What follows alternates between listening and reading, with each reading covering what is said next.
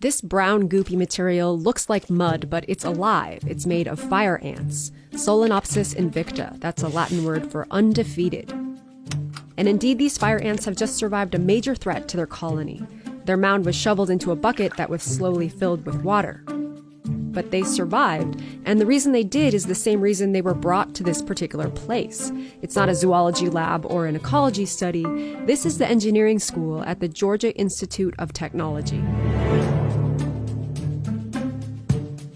I guess my first question is, what makes fire ants interesting to a bunch of engineers?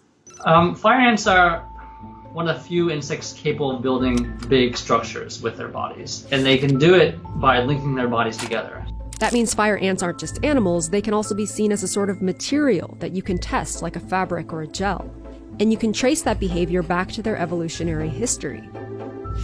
Red imported fire ants are native to floodplains in South America, where the rainy season regularly inundates their underground homes.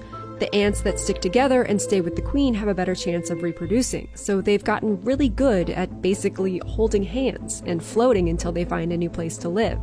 In the 1930s or 40s, shipping brought fire ants to the U.S., and they've spread across the southern states. Alabama officials are warning of something that, to me, is straight out of a nightmare. It's a pile of fire ants clustered together to survive. Now you can find this invasive species alongside roads in cities like Atlanta. Easy access for the researchers at Georgia Tech, who've done pretty much anything you could think to do to a colony of fire ants and still call it science. We fed ants iodine, which is radioactive. Flash freezing this with liquid nitrogen, and then elastic band to the waist of another ant. And then you coat them in gold. But that's just standard. They've created mathematical models to describe the ants' behavior, and they characterize the ant balls as a viscoelastic material, which means they have properties of both a fluid and a solid.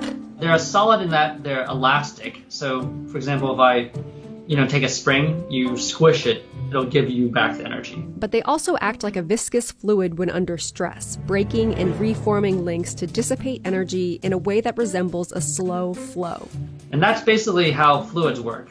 They have very small and weak bonds everywhere, like water has these hydrogen bonds. It's because the bonds can break and then reheal really easily. You can see this happening when they're dropped in water. Within a few minutes, they've spread out like a drop of dye. In their study of the towers that fire ants build after floods, whose team found that the ants release their links when the stress is more than 2 to 3 times the weight of an ant. That's when they transition from solid to fluid behavior.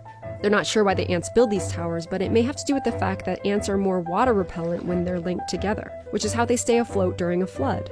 They link their bodies so closely together, they actually generate a weave, like a waterproof fabric.